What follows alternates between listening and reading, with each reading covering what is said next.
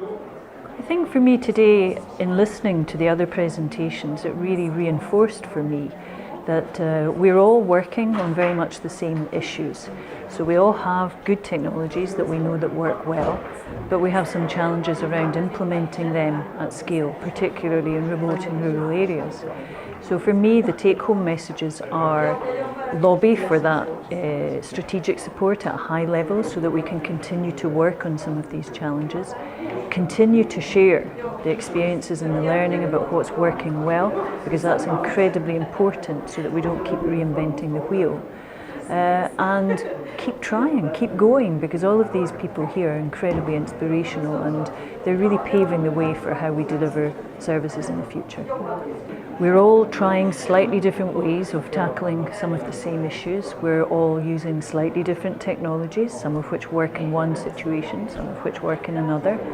And we can't afford the time or the resource to keep reinventing the wheel, as we say.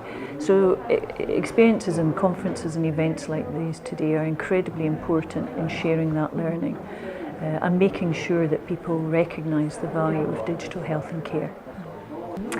The next step, I think, for me is very much people using their own devices, so we'll stop giving them special devices.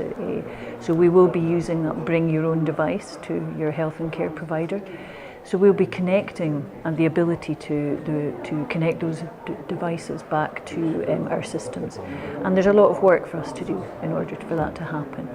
And I think our digital readiness and our digital skills are really increasing on a daily basis. So I think that we're almost at that edge of tipping over where it's just the norm.